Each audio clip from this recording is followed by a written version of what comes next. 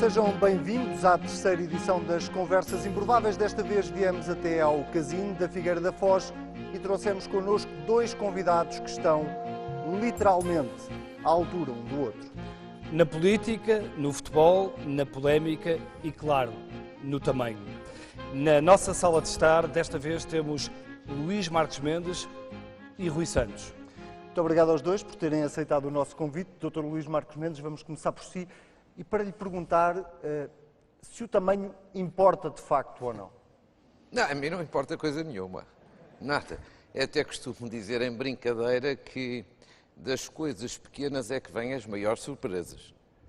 E agora, mas isto também tem uma explicação, sabe? Este meu tamanho, essa parte é que você não sabe. Qual é o seu tamanho? O meu tamanho, 1,62 m. Mas sabe qual é a explicação? Eu nem sempre fui assim. Então. Eu sou a prova provada de que a política desgasta. Foi encolhendo? Não. Já foi mais alto, é isso? Você só me conhece da vida pública, não me conhece antes de eu entrar na vida política. Eu era um homem alto espadudo, agora estou neste estado. O que é que lhe aconteceu? Mas, não, o que aconteceu é que a política desgasta imenso. E por isso é que a dada altura resolvi abandonar.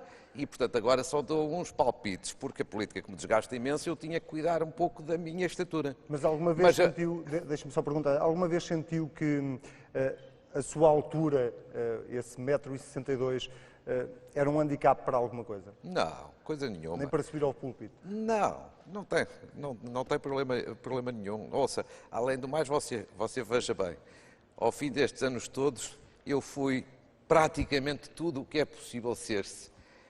No meu partido tive os cargos todos possíveis e imaginários, todos. E no plano do Estado fui autarca, deputado, secretário de Estado... Só não foi primeiro-ministro. Nem primeiro-ministro, nem presidente da República, fora isso, fui praticamente tudo. Mas não tem nada a ver com o tamanho. Está a ver, o tamanho não foi impedimento para coisa nenhuma. E ali o Rui Santos, a mesma coisa, quer dizer, grande comentador. A mesma coisa não, mais uns centímetros. Então, quantos são, Rui? Quantos são? Tinha que me ganhar em qualquer coisa. E deixe-me dizer que é realmente um prazer estar com o Dr. Marques Mendes, até por essa razão. É que eu nunca me senti tão calmeirão como agora. Quer dizer, é a nona personalidade que faz sentido tão grande e tão calmeirão. Estava à espera que vocês me perguntassem quais eram as outras 8. Branca de Neve e os 7 Anões, não é? Portanto, é um prazer também por isso. Alguma vez o tamanho, a mesma pergunta, alguma vez o tamanho o impediu de fazer alguma coisa? Nada. E aliás, em termos da minha relação com o futebol, o tamanho importa porque realmente os jogadores mais virtuosos são os jogadores mais baixos, na minha opinião. Até sei que o Rui Santos gosta de mulheres altas, não é? Adoro. Adoro. Não, como eu estava a dizer, os melhores jogadores do mundo são jogadores baixos. Para quem gosta de futebol, quem gosta de apreciar, gosta da criatividade. Eu também tinha a mania que jogava a bola. E era o número 10, era assim uma espécie de... ia dizer Messi, mas fica-me mal. Talvez um João Alves das Luvas Pretas. E, portanto, convivo muito bem com essa situação. Dá muito jeito em certas circunstâncias. E os minis são giros. Estás como? Os minis são giros. Quais são as circunstâncias em que dá jeito? Por exemplo, dentro de um mini. Bem, vamos então à parte do comentário que ambos fazem todas as semanas. Rui, quando ouvimos o Marques Mendes, sabemos que é do PSD, que é do Benfica, mas sobre si ninguém sabe de que clube é que é. Eu sou do clube do Dr. Marques Mendes. É do Benfica? Não. Então, é do PSD? Tínhamos já aqui um caso.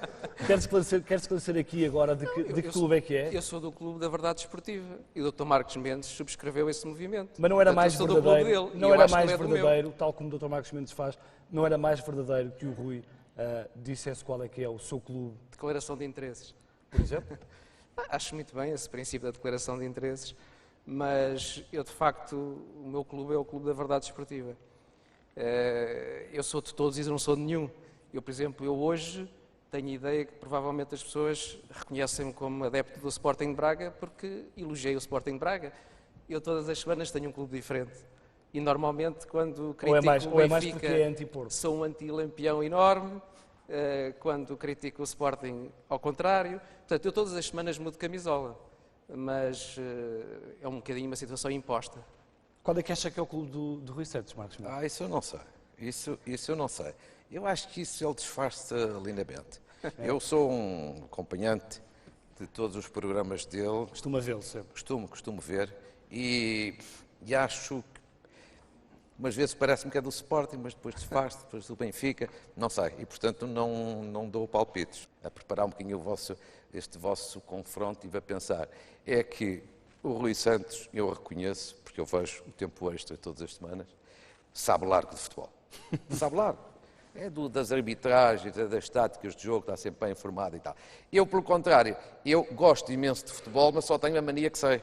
Tenho a mania que sei, mas não sei. E por isso, não sei se sabe que uma das minhas ambições, já realizei várias na vida, era ser treinador de futebol. Treinador de um grande clube de futebol. A sério. É uma novidade. Não, mas atenção, eu explico melhor. Depois tinha que ter uma equipa, um preparador físico, porque essa parte eu não domino. Um prefeito, para acompanhar, vigiar os jogadores à noite, saber se eles se deitam cedo, não vou para as discotecas e tal, porque eu essa parte também não tenho jeito. E depois eu gostava daquela parte que é a comunicação, a parte de motivação, a parte tática e depois durante o jogo, aquela leitura de jogo. Essa parte é E contratava o Rui gostava. Santos? Contra o Rui Santos? Bom, o Rui Santos tinha que ser, na lógica de uma empresa, ele seria uma espécie de chairman, portanto estava acima de coisas e eu era o executivo. Mas sabe que, por falar no Rui Santos... O CEO ganha sempre bem em Portugal, normalmente. Normalmente. É bom. Normalmente. Então, se for para a EDP? Mas o chairman da EDP, por exemplo, também não é mal pago. Não é mal pago. Então, para aquilo que faz, não é assim mal pago. Não é? Mas sabe que nesta questão do comentário, até acho que com piada, isso é que era um desafio para vocês. Com piada, era um dia podermos trocar um bocadinho. Eu fazer o tempo extra e o Rui Santos fazer o política mesmo. Agora você já imaginou Tem que meter uma cunha ao Rui Santos. Você já imaginou o sucesso que era o Rui Santos fazer um programa de comentário político e tal, ali à quinta-feira? Não levam mal aqui fazer um bocadinho da publicidade e a dizer, não, cortes salariais têm que ser para todos, não pode haver exceções nem adaptações. Novas tecnologias já. Exatamente. E eu depois, no tempo extra, fundamental, as novas tecnologias aqui, para ver se a bola entrou no coisa. Eu acho que isso é que era um sucesso da audiência. Era um sucesso. Rui, a pergunta é inevitável. Lá no fundo, acha que Pinto da Costa gosta de si?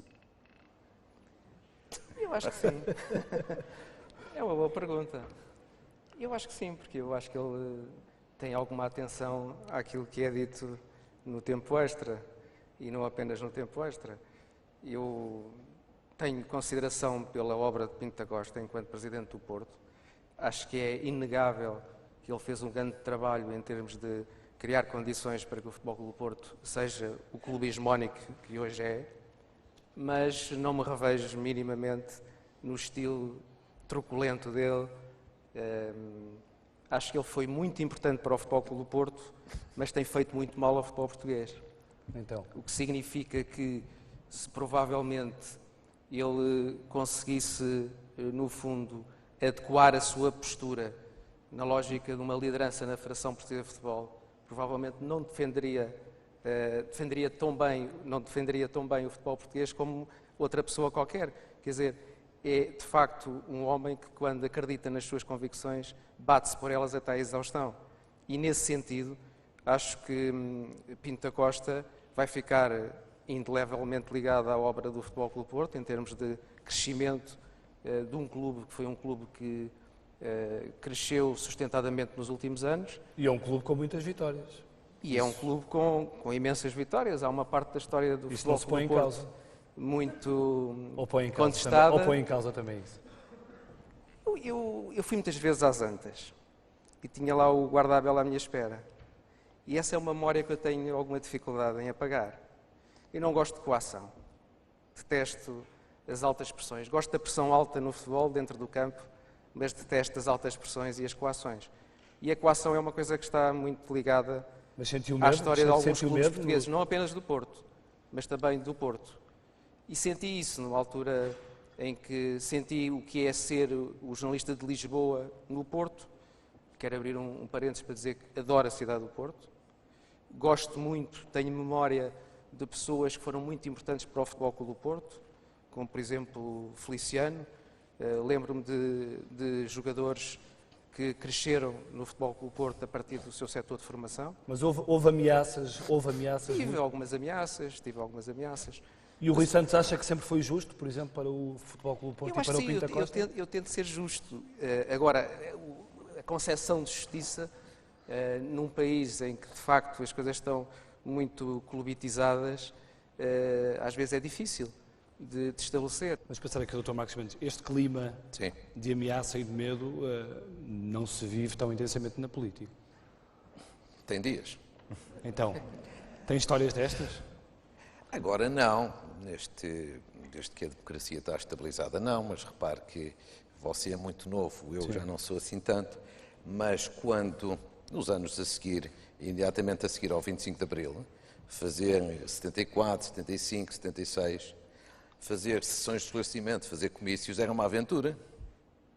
Eu lembro-me, no Norte, eu sou nortenho, sou minhoto, eu lembro-me de fazer sessões de esclarecimento e comícios na altura com 17 anos, coisa com piada, eu apelava ao voto e ainda não tinha idade para votar, mas falava em representação da JST e eu lembro-me de alguns comícios, em algumas terras do Minho, no distrito de Braga, de onde eu sou natural, comícios serem interrompidos com violência. E nos seus tempos de liderança do PSD? Não, isso é tudo mais calma, isso aí é violência mais verbal, já não é física. E havia muitos telefonemas? Isso há sempre, não é? Na vida pública, na vida política, há sempre pressões, há sempre recomendações. Qual foi a maior pressão que sentiu quando foi líder do PSD? Repare, pressões há sempre. Qualquer pessoa que está em lugar de decisão, na política, no mundo empresarial, no desporto, tem sempre pressões. Eu acho que isso não tem drama. O drama é se uma pessoa é permeável a pressões. Ainda aos tempos em que decidiu que havia ali alguns autarcas que não se podiam recandidatar, foram tempos difíceis, quando decidiu, por exemplo, em relação a Isaltino Moraes, a Valentim Loureiro? Não foram fáceis, foi tudo público, não há nada a esconder. Mas houve alguma parte que foi privada, ou não? Chamaram-me, sim, também houve, privado. Chamaram o quê? Chamaram-me os nomes todos, mas é público, chamaram-me os nomes todos, fizeram todas as ameaças, mas nada que não fosse do domínio privado, foi tudo público, graças a Deus foi tudo muito público. Mas sabe, eu tenho para mim o seguinte, eu andei muitos anos na vida política ativa, em todos os lugares que eu tive, eu fiz aquilo que em cada momento achei que devia fazer. Ninguém me condicionou, ninguém me fez chantagem, e eu fiz livremente. Fiz bem ou fiz mal, isso é outra questão, as pessoas julgam. E nesse momento, assim foi. Eu tenho para mim o seguinte, a política, e hoje em dia estou fora disso, não tenho nenhum cargo, nem quero ter, mas aprecio. Agora, não quero ter nenhum cargo agora? Não quero ter agora, de facto, é verdade, não quero.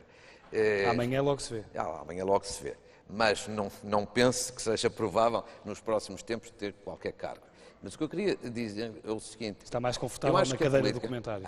Está mais confortável na cadeira do comentário? É diferente, já dei o meu contributo do outro lado. Portanto, já levei imensa pancada, agora tenho a oportunidade também de ir criticando de vez em quando. Portanto, temos de ter uns para os outros. Exato. Agora, mas voltando só a esta questão, eu acho que a política... O Sá Carneiro teve uma vez uma frase que eu acho lapidar. Dizia ele que a política sem seriedade é uma vergonha. E sem prazer é uma chatice. E eu acho exatamente as duas coisas. Primeiro, eu fiz sempre política com prazer. Aquela coisa de ver a cada passo um ministro, um secretário de Estado, que normalmente estão muito grávidos de interesse nacional, e tudo isso é um grande sacrifício, uma grande obrigação. Não, ninguém é obrigado a ir para nenhum cargo. E, portanto, é um serviço. Eu sempre fiz esses lugares todos, com os sacrifícios inerentes que as nossas atividades sempre têm, com prazer. Com prazer. Tem o lado lúdico também que a política tem que ter. Agora, com seriedade, sem seriedade é uma vergonha. E este é o ponto importante. A política é a arte de gerir o interesse público, o dinheiro público. E isto implica que alguém na vida política tem que ser um exemplo. Tem que ser um exemplo e tem que ser uma referência. Mas tem faltado os exemplos, ou não? Tem faltado. Tem faltado. E quando nós estamos em lugares de responsabilidade, é aí que eu quero chegar, eu sempre defendi isto. E no momento em que eu fui líder do partido, aí eu tinha que fazer. Aí não era legítimo que as pessoas dissessem, então, andavas a apregoar a ética, a seriedade, mas no momento da verdade não fizeste nada. E, portanto, eu entendo que uma pessoa tem que ser coerente. Quando eu tive poder, eu fiz. Hoje posso criticar, tenho autoridade moral para criticar quando há exemplos de falta de transparência, de ética, de seriedade, porque eu fiz. No momento em que fiz. Provavelmente, se não tivesse feito, ainda seria líder do partido. Gostava de ver Pinto da Costa como presidente do Benfica, tendo em conta os títulos, pelo menos, que ele já ganhou à frente do Porto. Eu relativamente ao presidente Pinto da Costa, digo-lhe o seguinte: eu não sou apreciador do estilo não sou minimamente apreciador. Conheço-o bem, tenho até uma boa relação no plano pessoal e cordial, sem ser íntima, mas não sou apreciador do estilo. Agora, tenho que reconhecer que o Futebol Clube do Porto não lhe deve muito, deve-lhe quase tudo nestes últimos 30 anos, isso acho notável. Agora, se me pergunta o estilo eu aprecio, não, mas eu aí devo dizer com toda a franqueza, eu adoro futebol, até já fui jogador de futebol, veja bem, com este corpinho até já fui guarda-redes de futebol, na verdade, não se riam, porque o único problema mesmo é os pontapés de canto. Com balizas mais baixas, não? Não, eu fui jogador federado na Associação Desportiva de Faf, que é a minha terra. Não. O problema eram as bolas altas, os pontapés de canto. Os chapéus. Aí eu rezava para que a bola passasse longe. Bom, mas depois tive o bom senso de mudar, passado uns anos, para o handball, que as balizas sempre são mais compatíveis com o meu tamanho. Mas, só para dizer o seguinte, eu adoro futebol, sou um grande consumidor de futebol, mas não sou um particular apreciador do dirigismo desportivo. E não é só no Porto, é em geral. Não sou apreciador, do modo geral, do estilo, da maneira de ser, do tipo de intervenções dos dirigentes desportivos, seja do clube A, B ou C ou D. Aí eu sou relativamente generalizado, às vezes incluindo o meu próprio clube. Rui, dá-se bem com... É isto que nos aproxima, é este raciocínio de facto. Eu concordo em absoluto com o que diz o Dr. Marcos. Dá-se bem com algum dos três presidentes dos três grandes, ou não? Eu quero dizer que, para não ficar a ideia de que há aqui um estigma do Futebol Clube do Porto na minha cabeça, que em tempos eu estive proibido de entrar em todos os estádios do país, portanto não é uma coisa localizada. Mas foi do Porto que veio a acusação de que o Rui Santos era um Pinóquio. Isso foi recente. Mas essas coisas já não ligo nenhuma. Houve uma altura que eu reagia a tudo, agora não. Já não reage a tudo, deve ser um bocadinho também da idade. Porque, na verdade, se fosse dar atenção a tudo o que se diz em relação a mim, muitas das coisas... Mas confesse lá, costumam-lhe ligar os presidentes? Algum deles lhe costuma ligar? Não. Eu sou para, muito seletivo, para o criticar? Eu sou muito seletivo nessas coisas. Quer dizer, eu tenho telemóvel, o meu telemóvel, chamadas. deve ser dos telemóveis, não tenho nenhum problema, telemóvel que está sempre ligado, mas eu imponho uma coisa a mim próprio. Eu tenho muito a mania de ser independente. Eu devo ter caído numa poção mágica ou trágica, uma coisa qualquer, em pequenino, literalmente, e portanto tenho a mania que sou independente. Mas a sua família, ou pelo menos o seu pai, ao que sei, era muito ligado ao Sporting. Muito, demasiado. Até sei que houve uma altura em que o Rui teve uma reprimenda. Não, tenho uma história. O meu pai era tanto do Sporting que, na verdade, ele não aceitava uma opinião que não fosse alinhada com o Sporting. E lembro-me, antes da morte dele, que tivemos uma discussão, porque apenas pelo facto de eu não concordar com uma coisa alinhada com o Sporting, ele disse-me só me faltava ter um filho do Benfica. E acho que ficou com essa ideia. Eu acho que ele morreu. Até hoje. Eu acho que ele morreu a pensar que eu sou do Benfica. E, portanto, esta história do ser ou ter um clube, eu gostava de ter um clube. Eu acho que é caro, deve ser caríssimo. Mas não tenho essa ideia nem de posse. E pelo facto de ter começado muito cedo, eu comecei a escrever aos 15 anos e nunca mais parei, são 36 anos a escrever ininterruptamente na imprensa desportiva, foi fácil para mim descolar dessa ideia do futebol, a paixão e o futebol e a paixão. Para mim não faz nenhum sentido, quer dizer, da mesma maneira que as pessoas provavelmente que estão aqui também não se identificam com esta maneira de estar, porque são provavelmente apaixonadas pelo seu clube. Eu não, quer dizer, eu nunca fui para um estádio de cascol, eu estou em casa, não quero barulho a ver os jogos. E irrita-me se alguém que está a festejar um golo à minha volta. Mas quando vai ao estádio também não fica ali no meio dos adeptos, fica na sala de imprensa, não é? Claro, quer dizer, é perigoso. Eu neste momento, não é porque eu não gosto, quer dizer, eu tenho uma concepção, eu vejo o futebol de uma maneira, de facto, completamente diferente. Eu não vou para o estádio para viver as emoções do futebol. Eu não vou para o estádio com um grupo de amigos para dizer mal do árbitro, dizer uns palavrões, etc. Eu vou para ver, tentar analisar o jogo. Isso é que me dá gozo, é analisar o jogo, tentar perceber porque é que uma equipa é melhor do que a outra, tentar compreender se é possível compreender, à luz de alguns princípios que têm a ver com o treino, enfim, questões de natureza tática, etc. Isso é que me interessa.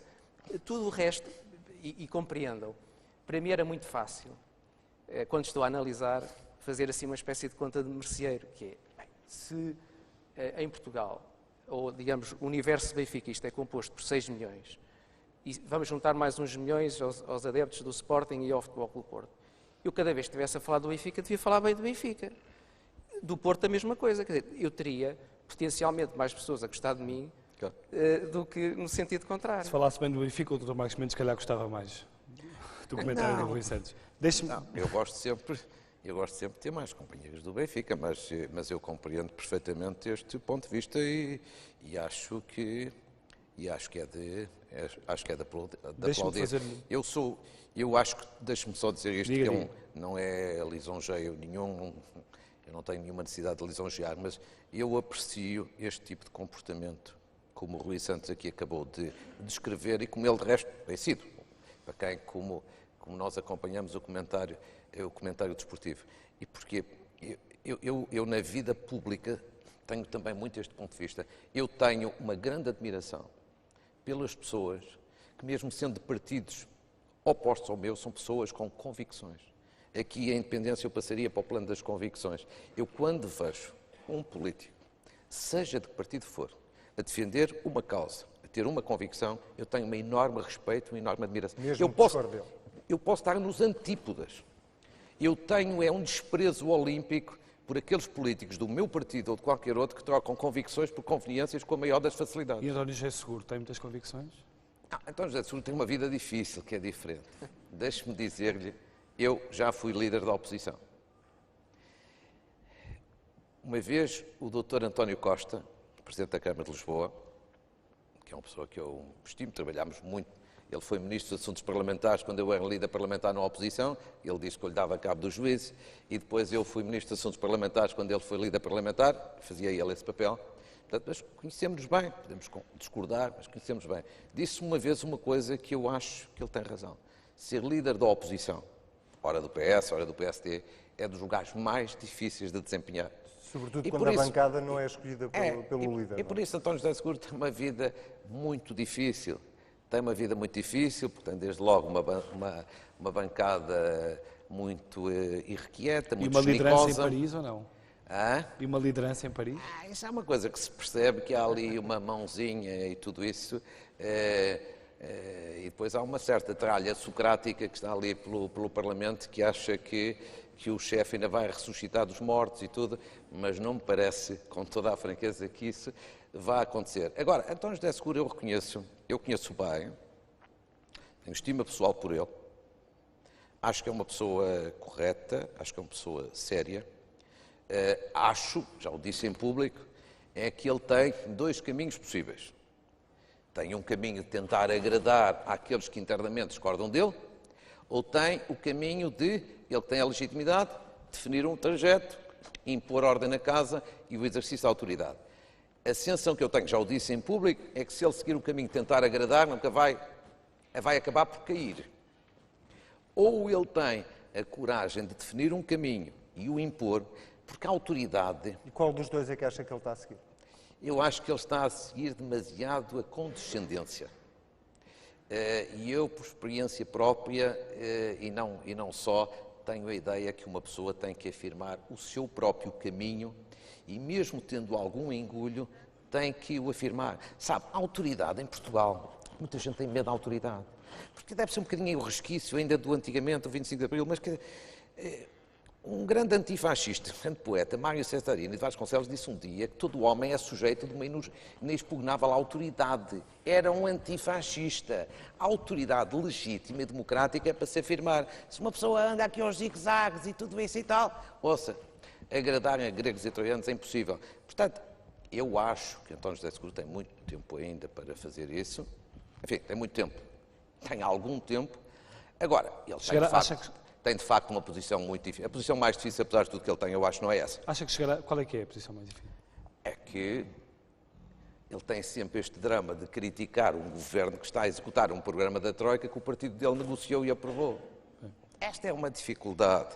Ou seja, enquanto as pessoas se lembrarem, se recordarem daquilo que aconteceu, Portugal ter que pedir ajuda externa, estar nas mãos dos credores, evidentemente que a vida de quem lidera o Partido Socialista não é uma vida acha fácil. que ele nunca chegará a Primeiro-Ministro?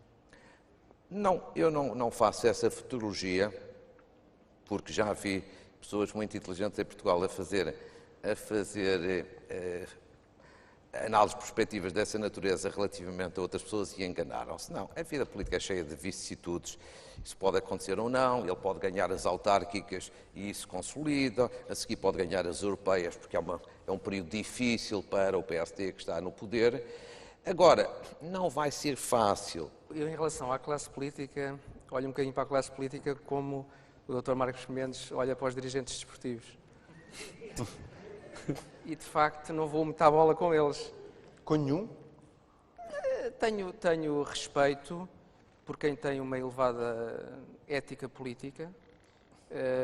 Eu sou muito sensível às questões éticas. Estamos a falar de quem, Rui Santos? Eu estava a pensar exatamente no exemplo que o Dr. Marcos Mendes deu quando estava na política ativa. Acho que é um bom exemplo. Mas também acho que essa qualidade política tende a desaparecer. Cavaco Silva é um político com essa qualidade? Eu acho que nos defraudou um bocadinho nos últimos tempos, Então. com algumas gafes, alguns golos na própria baliza, alguns autogolos. Mas as gafes sobrepõem-se a tudo? Não, julgo que não. Eu julgo que ele tem um perfil que nos últimos anos, mesmo como Primeiro-Ministro, primeiro como Primeiro-Ministro, depois como Presidente da República, que lhe conferem um estatuto de indiscutível ética política e desse ponto de vista... Oh, Rui, se tivesse que fazer uma analogia entre o futebol e a política, quem é que no futebol seria Cavaco Silva, Pedro Passos Coelho e José Sócrates? Bom, eu não sei porque quando Perguntas falam, difíceis que vocês fazem. Quando falam em José Sócrates, eu lembro de me Vale Azevedo, não sei porquê. Sim, então ambos fora do país. Não, é por causa da... Um em Londres, outro em Paris.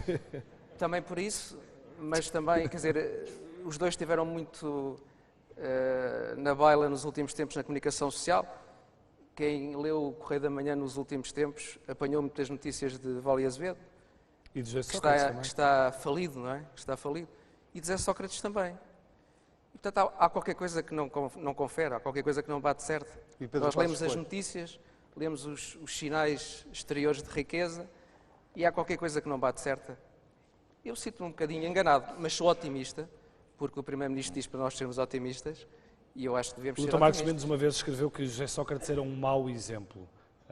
Continua a achar isso? Ou acha ainda mais que ele é um mau exemplo? Ó Bernardo, e eu disse isso, e disse quando ele estava na política ativa, disse a respeito da questão da licenciatura, daquela atrapalhada. E disse, sabe porquê? E disse na altura, na frente dele, portanto não mandei dizer por ninguém, porque eu não gosto de mandar dizer por ninguém. E sabe porquê é que, a respeito disso, sabe porquê? Foi situado no tempo, embora eu acho que hoje em dia se podia generalizar na conduta dele.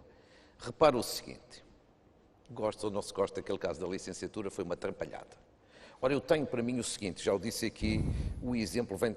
Um bom exemplo é melhor que o melhor discurso que se faz e que a melhor lei que se aprova. E ainda por cima não custa um tostão, não contribui para o déficit. Sim, o ok? Dr. Marcos Mendes está a E o falar que eu muito de quero- exemplos, mas este governo também tem dado maus exemplos. Também, um ou outro também, é verdade, eu até tenho criticado. Mas repare, no caso Eduardo da Catroga, licenciatura... Sim. António Borges são maus exemplos, esses casos? Não, eu estava a falar... Não, António Borges não, não Acha que não é um parece. mau exemplo? Não, relativamente à EDP, como sabe, eu fui muito crítico daquele conjunto de nomeações que podiam ser todas por acaso, mas dá uma imagem de clientelismo. Portanto, critiquei na altura. Como critiquei também o vencimento exagerado que, do meu ponto de vista, tem o chairman da EDP. Eu sei que o próprio não gostou, até se queixou e tudo, mas olha, é a vida. Eu sei que ele até é meu amigo, meu companheiro de partido, mas é aquilo que eu penso. E António Borges ser O que é que assessor eu da faço? parte pública e ao mesmo tempo assumir um lugar de administrador. Mas aí estamos a falar, é um consultor, é completamente diferente e não me parece que haja aí nenhuma incompatibilidade. Então, São deixa-me coisas perguntar, distintas. Cavaco Silva tem sido um bom exemplo? Neste segundo mandato, sobretudo. Eu acho que globalmente, sem dúvida. Teve um apontamento ou outro, que eu próprio não apreciei, que acho que ele não foi feliz. Disse-o também na altura, nos meus comentários. Acho que não foi feliz. Agora, globalmente, acho que tem sido um bom exemplo. Num apontamento ou outro, acho que não foi feliz. Acho que a bota não bateu com a perdigota, ou para usar uma expressão uma vez do professor Marcelo, foi um tiro para a bancada, foi um penalti que foi para a bancada. Conhece-o bem, surpreendeu esse... Conheço bem, conheço. Aliás, esta sala... Repare, conheço bem, de resto foi aqui nesta sala da Figueira da Foz que ele foi eleito. Lembra-se que... a rodagem ao rodagem do carro. Veja bem, que grande rodagem, hein? Teve 10 anos à frente do país, portanto, aquilo foi uma rodagem fantástica. Já não há rodagens dessas hoje em dia. Não. Sem nunca ser político, que é a parte mais extraordinária. Sem nunca ser político, exato. Mas isso são também os truques que se usam na retórica discursiva. Rui Santos, se pudesse mandar alguém do mundo do futebol estudar filosofia para Paris, quem é que seria? Ou para Londres, vá. Que no fundo a cidade é indiferente. Essa pergunta traz água no bico. Depende da resposta, só traz-se a resposta. Eu se calhar arranjava um minibus e Mandava vários. mandava vários. Quer dar alguns exemplos? Há bocadinho, quando vocês me estavam a perguntar sobre as analogias, lembrei-me se calhar de Ficou por responder duas. Mas... um exemplo engraçado, que é surpreendente, que é eu acho que o treinador Ricardo Sá Pinto deve estar a ouvir muitas vezes o ministro Vítor Gaspar, porque está com uma colossal serenidade e realmente é surpreendente. Esse não metia no minibus. Não deixava Sá Pinto. Deixava, tranquilamente. Então, por falar, Porque gosto daquele registro por falar em... e gosto de uma coisa. Agora vais começar a ouvir provavelmente aquela canção de criança, o Atirei o Pau ao Gato, que agora é Atirei o Pau ao Árbitro, não é? E eu gosto deste discurso do Sá Pinto que não envolve os árbitros nesta fase. E era importante que as pessoas nos clubes assumissem as suas responsabilidades. É fundamental em tudo na vida, mas no futebol é fundamental que se inicie esse ciclo novo das pessoas assumirem as suas responsabilidades. Nem no Benfica, nem no Porto, nem no Sporting isso está a acontecer. E já viram uma coisa muito interessante. Quem está em primeiro lugar não se queixou dos árbitros. É muito interessante. Mas normalmente é assim, historicamente é assim. Não se queixarem dos árbitros? Sim, quem está em primeiro lugar não se costuma queixar dos árbitros. Nós temos aqui um fenómeno. Quem ganha eleições também não fala em fraude ou em... Sim, mas não é bem assim, não é bem assim, não é bem assim. Então vamos falar... Historicamente há uma cultura anti-árbitro desde sempre no futebol em Portugal.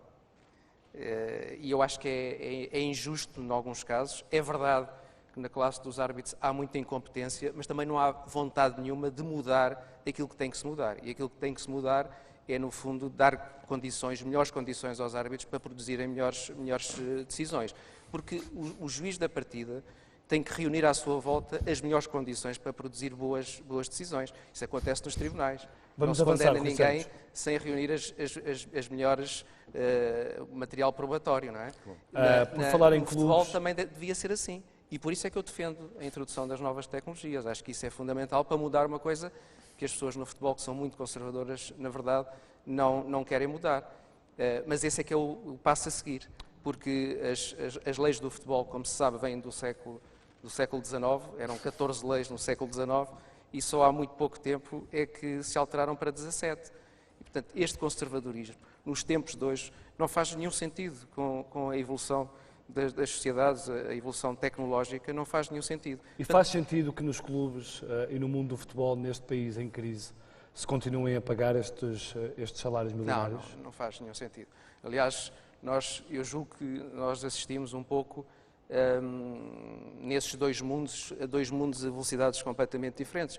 O futebol, a pouco e pouco, vai se ter que adaptar, digamos, a este cenário de crise e de recessão. Mas não parece. Não parece, porque... Parecem estar a fazer percursos completamente opostos. Mas aí a classe política também tem alguma responsabilidade, porque, no fundo, respeitando teoricamente a autonomia do movimento associativo, a verdade é que não fez nada para incutir a responsabilidade na classe dirigente. Acha que o mundo do futebol precisa de uma troika, Dr. Marcos Mendes? Um memorando de entendimento? Olha, que eu não dizia que não. Para baixar um bocado o Não nível? desisto, Está a não. caminho. Não Está a tenho caminho. dúvidas, porque eu acho que o Rui Santos tem dito isso, diz-se agora, e tem-no dito, e eu subscrevo totalmente. Eu acho que o futebol, nesse plano financeiro, é um mundo à parte, ainda não percebeu o tempo em que estamos. Exatamente. Ainda não percebeu a crise. É um mundo à parte. É uma coisa do outro mundo. Mas o dinheiro virá de algum lado, ou não? O dinheiro, estão todos endividados. Olha, endividados até à ponta dos cabelos. Então os grandes clubes, nem se fala. Quem manda neles, já verdadeiramente, são os bancos e menos os dirigentes. Os dirigentes pensam que mandam. E então os sócios então ainda pensam alguma coisa nenhuma. Mas salários em atraso. Já é o pão nosso aí de cada dia. Clubes com dificuldades de pagar e à segurança social e ao fisco e tudo isso. Bom, e portanto, mas o que é que eu acho que é surpreendente, é o autismo que vai por uma parte generalizada, ou pelo menos muito significativa, dos dirigentes. Ainda há dias, há poucas semanas, a respeito do Totonegócio, e eu vi, com a maior das desfaçatezes, um ou outro, também não foram muitos, mas alguns dirigentes de clubes, a dizer que o Estado tem aqui que dar o seu contributo. Mas era o que faltava. Era o que faltava agora o Estado cortar, neste caso o Governo, cortar salários, cortar o subsídio de férias, o subsídio de Natal e ainda estar a subsidiar os clubes. Para quê? Para depois pagarem ordenados como pagam. Quer dizer, isto é quase pornográfico. Desculpe a expressão, isto é quase pornográfico. Eu uma vez considerei que o vencimento do Sherman da EDP era pornográfico. E acho que os vencimentos que se pagam, de facto, nos clubes de futebol são pornográficos. Acho que esta gente não percebe o tempo que está a viver. Por falar em austeridade, o Dr. Marcos Mendes vai ao supermercado, compara preços. Não, confesso que não, sabe. E em sua casa, comprou marcas brancas? Sabe que as tarefas realmente importantes em minha casa são todas feitas pela minha mulher. Ah, é? É, todas feitas. Eu limito-me a orientar. Essa parte é ela que executa. Ela, de resto, executa todas as tarefas na perfeição. E o Rui, vai ao supermercado? Às vezes vou. Ou tem medo de ser muito abordado pelos Não, adeptos? não tenho medo nenhum, não tenho medo nenhum e tenho muitas manifestações de simpatia, ao contrário do que as pessoas pensam. Tem? Tenho Mas nunca muitas. teve nenhuma situação mais complicada no dia-a-dia para além dos estádios? Que, enfim, é um Tive, local mas também não propício. tantas como as pessoas pensam. Quer contar alguma história?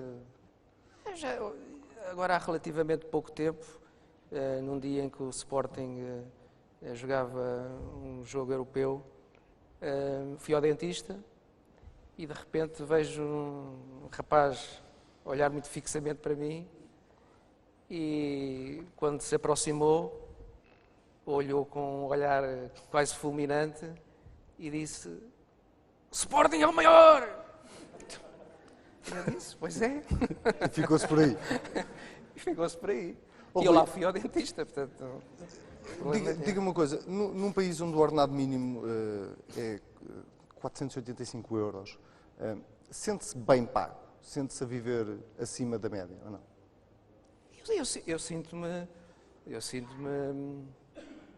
Essa questão do bem pago, mal pago é sempre uma questão relativa. Sente-se um homem rico, então? Não me sinto um homem rico e hoje em dia, em função deste quadro de crise, estou a fazer os meus cortes.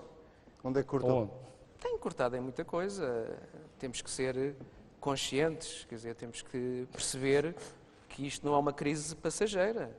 Isto é uma crise para ficar. E apesar de eu ser otimista, eu acho que, aliás, o Dr. Marcos Mendes escreveu um livro sobre isso, temos de ter a consciência que a nossa vida tem que mudar. E está a mudar, e vai mudar. Paga muito de impostos? Sente Muito que mesmo. é muito taxado? Muito mesmo. E também por isso estou a fazer os meus cortes. Também faz cortes, Dr. Marcos Mendes? Ou também fez cortes? Também estou a fazer cortes. Todos lá em casa estamos a fazer. Olha, vou-lhe dar um exemplo. Eu adoro, todos os anos, fazer um cruzeiro. É uma coisa que eu adoro. E nos últimos 2 anos já não houve cruzeiro. Haverá um dia, eventualmente. Também não tem corrido muito bem os últimos cruzeiros, pelas notícias Pois não, que se vêem. e você É melhor ter cuidado. e você fica a saber. Já foi Não, naqueles. e você fica a saber que foi exatamente naquela companhia que eu fiz até hoje todos os cruzeiros. Está bem, mas eu sou um homem com sorte e não me aconteceu coisa nenhuma. Não, mas claro que todos nós fazemos os nossos cortes. Só qualquer pessoa insensata é que não faz. Qual foi o imposto que mais lhe custou pagar na vida? O engenheiro António Guterres dizia que a CIS era o imposto mais estúpido do E mundo. tem razão. Qual é o imposto que mais lhe custa pagar? Todos. Pois. Todos. Ou o que menos percebe. Como? O que menos percebe, o imposto que paga que menos percebe. Não, Se o Ministro das Finanças acabava com ele. Não, isso seria demagogia completa. Quer dizer, seria demagogia completa. Acho que não. Infelizmente não é possível neste momento nem acabar com impostos e infelizmente não é possível sequer neste momento diminuir taxas de impostos. Devemos trabalhar para que, diminuindo a despesa do Estado e pondo a economia paulatinamente a crescer, possamos baixar progressivamente taxas de impostos no futuro. Mas neste momento não é possível. Agora, quer dizer, todos me custam, mas devo dizer que, evidentemente que deve estar, obviamente, nas taxas mais elevadas, mas não me queixo. Não me queixo neste sentido. Acho que a repartição dos sacrifícios tem que ser, de facto, equitativa. E, portanto, quem mais ganha deve pagar mais, ponto. Se voltasse à política ativa, certamente o seu rendimento ia baixar. Nossa, quanto a isso não tenho uma dúvida, mas, Bernardo, eu costumo dizer o seguinte, eu fiz, e se você, o Anselmo, vocês são muito novos, o Rui também, mas é menos, é assim, eu fiz, quando foi aqui nesta sala que o professor Cavaco Silva foi eleito, passado 3 meses foi para o governo, e eu estive no governo com ele, desde o primeiro dia até ao fim, e depois o percurso da partir daí é mais público e conhecido. Eu tinha 28 anos, eu fiz 22 anos consecutivos política nacional. Quando saí aos 50 anos... Pode ser um bom presságio estar aqui nesta sala. Sabe-se lá. Tem saudades ou não? Não, saudades de quê? Da Política ativa. Depende do que você quiser significar por política ativa. Se você quiser significar, se tenha saudades de algum cargo ou de algum lugar, nem pensar. Mas não, no futuro, não, pensa... jamais, em tempo algum. Agora, se me diz se eu gosto de opinar, dar palpites, ter a minha contribuição cívica, de cidadania, política, claro que sim. Não vai dizer como claro Marcelo Rebelo de Sousa que só volta à política ativa quando Cristo descer à terra, porque já desceu uma vez. Não, mas isso eu não vou imitar o professor Marcelo, é um grande amigo meu, não vou. Isso tem direitos de autor e, portanto, não. Eu nunca mas não fecha a porta a um regresso à política no futuro? Não, claro que não fecho a porta, porque não gosto de entrar em incoerência. E o que é que gostaria? Mas acrescento, mas não é provável, nem de longe nem de perto, nos próximos anos, eu voltar a qualquer cargo na política ativa. Não é provável. E se voltasse primeiro, voltava a empobrecer, que é aquilo que aconteceu até aos 50 anos. Mas a questão não é essa. A questão não é essa porque, sinceramente, nunca fui sempre muito desprendido do dinheiro. Para mim, o dinheiro é o mínimo indispensável para viver com um bocadinho de qualidade e com alguns prazeres, obviamente, da vida. Por falar em política ativa, quem é que acha que vão ser os candidatos nas próximas presidenciais? Isso é o que mais há. Então, diga lá. Isso é o que mais há, à esquerda, à direita. Sim, é mas o que dê mais lá há. o seu palpite. O meu palpite quem vão ser? Não, isso... Que eu gosto de fazer agora, é dar Está palpite. bem, mas isso... Dê lá o seu palpite. Não, isso ainda é muito cedo. Marcelo Rebelo de Sousa, Pedro Santana Lopes... Não, sim, Posso dar uma ajuda? Na área, claro. na nossa área, sim. Eu estou a ver o professor Marcelo Rebelo de Sousa a candidatar-se à presidência da República e se o Dr. Marcos Mendes estiver com esta ideia de se fixar no comentário político, aquela cadeira fica vaga. Gostava de ser como o professor Marcelo, no comentário. Não, eu sou muito amigo do professor Marcelo.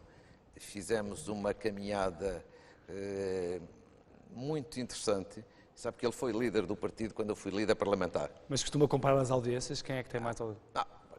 Nem se compara. Eu acho que ele é uma espécie de papa do comentário político e, portanto, eu não tenho nenhuma preocupação de me comparar. Esse problema não existe. Cada um faz aquilo que entende. Uma coisa sou muito amigo dele. Agora, candidatos presidenciais, isso é o que mais há neste momento em termos de cenário. Agora, faltam 4 anos. Então, diga-me lá uma coisa. Marcelo Rebelo de Sousa, Pedro Santana Lopes, ou Durão Barroso, qual é que dava o melhor Presidente da República? Não, todos têm qualidades. Está muito Mas politicamente correto. mas essa é a parte que fica para as conversas improváveis daqui a 2 ou 3 Ou anos. acha, ou acha que Neste pode vir momento- uma mulher? Que na neste cabeça momento é de muito Passos cedo. Coelho pode estar uma mulher. Então não pode. Então, Lino Beleza ou Assunção Esteves? ouça o que mais. Ouça, você já falou dos candidatos todos dessa área. Marcelo Rebelo de Sousa, Pedro Santana Lopes, como é que é? Durão Barroso, Assunção Esteves, Lino Beleza. Paulo Portanto, pelo menos Portas? 5 já há. Paulo Portas? Um bocadinho mais difícil, não é? Um bocadinho mais difícil. Temos de ter, apesar de tudo, aqui a noção António a noção Costa e das António proporções. Guterres? Há depois do outro lado António Costa, António Guterres, há quem pense António Vitorino. Rui Santos votava em algum destes? Há quem pense em José Sócrates, veja bem, acho que é o próprio, é o próprio que pensa muito nisso, é o próprio, parece-me um bocadinho difícil, e portanto é o que mais há, mas eu acho que isto é cedo. Já que não tem clube, ou que o seu clube é a Verdade Desportiva, quer pelo menos assumir qual é a sua ideologia, ou qual é o partido que se sente mais próximo? Eu voto, em primeiro lugar voto. Acho que devemos exercer o nosso direito e a nossa obrigação cívicas e nesse sentido acho que faço aquilo que qualquer cidadão deve fazer. Mas estou muito decepcionado com a política e com os políticos. José Sócrates, quando apareceu, eu tinha, digamos, alguma esperança de que ele pudesse fazer alguma coisa pelo país, e a verdade é que atirou o país para uma situação complicada. Mas também devo dizer, porque não quero ser totalmente injusto, que da mesma maneira como os direitos desportivos atiram responsabilidades sempre para os árbitros, na classe política normalmente o culpado é sempre o anterior governo. E portanto eu também estou um bocadinho cansado desta alternância do centrão, que tem muitas responsabilidades relativamente ao Estado E a em que nós estamos. resposta à pergunta, que é? A resposta é obviamente que sim. Sim, o quê? Mais à esquerda, Não, mais à direita, esquerda ou mais à direita? mais ao centro. Já percebi que não vai dizer o partido, portanto. Eu considero-me uma pessoa, enfim, com uma cultura política razoável, que vota em consciência e considero-me uma pessoa moderada. Muito bem. Vamos então passar a uma rubrica que temos no programa, chama-se Mitos e Rapidinhas, e o Rapidinhas é mesmo para vos pedir uma resposta rápida. Vamos começar, se calhar, pelo Luís Marcos Mendes. Já alguma vez teve que usar uma lista telefónica para estar à altura das circunstâncias? Já, Quando? Várias vezes. num comício ou dois, não fui eu que escolhi, mas alguém colocou uma lista telefónica e algum vosso colega fotógrafo até fotografou, não tenho nenhum problema em assumir. Rui, Não. nem uma almofadinha, nada. Por acaso, almofadinha já. Aliás, na SIC, quando estamos em estúdio, não sou só eu, tenho visto pessoas com 1,90 m com almofadinhas. Portanto, acho que esse estigma da almofadinha relativamente à estatura não faz nenhum sentido. Agora, listas telefónicas é uma boa ideia. Oh, Rui, é verdade que enriqueceu quando saiu do jornal A Bola? Não, não é verdade. Recebeu uma boa indemnização? Recebi aquilo que tinha direito sobre 2. Ok. Dr. Marcos Mendes, há quanto tempo é que não faz bodyboard? Já há muitos anos. Já há muitos anos. Não faço, deixei de fazer porque as minhas costas já não permitiam. Sabe que isto, eu É o sempre fiz... desgaste da política. Exatamente, eu sempre fiz muito desporto e continuo a fazer. Com a idade é que vou mudando o tipo de desporto que faço e bodyboard. Portanto, com ficou mais pena- pequena e com problemas nas costas. Exato, lá está a ver. O problema do tal desgaste. Não, mas gostei muito de fazer bodyboard, mas há anos que já deixei de fazer. Até já deixei de jogar ténis também, que também adorava. Então, que desporto é que faz agora? Hoje em dia limito-me a correr e fazer ginásio. Aquilo que acontece aos atletas de alta competição quando estão lesionados. Vão para o ginásio. Rui Santos, porquê que entre amigos é conhecido como Rata Rui? Não sabia. Eu sei que gosta... Eu gosto de comer, é verdade. Deixe lá que a mim já me chamaram o Gandanoia, portanto, Espera aí que já lá vamos. estamos uns para os Não, outros. eu Espera aí que já lá vamos. gosto de comer, acho que até tenho algum jeito para cozinhar, embora não o faça muitas vezes, mas gosto muito de estar à mesa, tenho o prazer de estar à E mesa. gosta muito do Ratatouille, pelo que sei. É uma figura simpática, mas na verdade isso tem tudo a ver com o facto de eu ser um bom garfo. Menos hoje, porque, por razões de saúde, mas de facto gosto muito de comer. Dr. Marcos Mendes, o que é para si uma gandanoia? Uma Gandanoia? Os tempos que correm. Acho que nada de especial hoje em dia. Hoje não. Não? De resto, não. Hoje em dia não. De resto, deixe-me dizer-lhe que sempre fui um grande fã do contra-informação, mas nunca percebi de onde é que vinha essa ideia, porque é uma expressão que eu nunca na vida tinha usado e nunca na vida alguém tinha usado relativamente a mim. Mas em qualquer circunstância adorei, sabe? Deixe-me dizer-lhe que foi das coisas que até na minha vida política me deu maior mediatismo e ainda hoje, que já estou fora e a contra-informação já acabou, ainda hoje é das coisas que me dá maior prazer na rua, passar na rua e às vezes são sobretudo gente nova a dizer, vai ali o Candanoia. E sabe que eu paro logo e é cumprimento garantido. Porque é das coisas, um dia até pedi à Mafalda Mendes de Almeida que gostava imenso de ter o boneco da contra-informação, mas o máximo que eu consegui, ela não me ofereceu o boneco, o máximo que eu consegui foi ser fotografado com ele e ser filmado para a SIC, precisamente, mas gostava imenso do boneco e gostava imenso ali do programa. Rui Santos, vou-lhe pedir que complete esta frase. Ai, ai, ai, ai, ai, ai. Que raio de democracia é esta? Marcos Mendes, mais e menos de Rui Santos. Mais é um grande comentador desportivo. É uma espécie de papa do comentário desportivo. O menos é eu ter quase a certeza que ele é do Benfica, mas apesar de tudo, ele ainda não ter confirmado esta noite que é do Benfica. Rui Santos, pegando no seu repto de todas as semanas, Rui Santos pergunta a Marcos Mendes. Quando é que vai regressar à política ativa? Eu tenho que responder. Tem. Provavelmente nunca. Provavelmente. Nos anos mais próximos, então, de certeza absoluta que nem pensar. Muito bem, meus senhores, vamos terminar, mas antes nós temos um momento improvável da noite. Eu pedia-vos que se levantassem, se não se importam. É um desafio. Eu sei que ambos gostam de futebol, enfim, já discutimos aqui amplamente isso. Eu pedia que entrasse então a surpresa que temos para os dois, porque temos um desafio para vos apresentar. Já que ambos gostam de futebol, temos uma bola para cada um. E vamos pedir que cada um tente dar o máximo de toques possível Como você sabe, com essa bola. Como você sabe, a minha especialidade não era Ora, essa. 2, 3, 4, 5, 6, 7, 8, 9, 10, 11, 12. Muito bem. Oh, isso eu não tenho hipótese. Como Doutor sabe, Marcos Mendes, a minha especialidade experimente.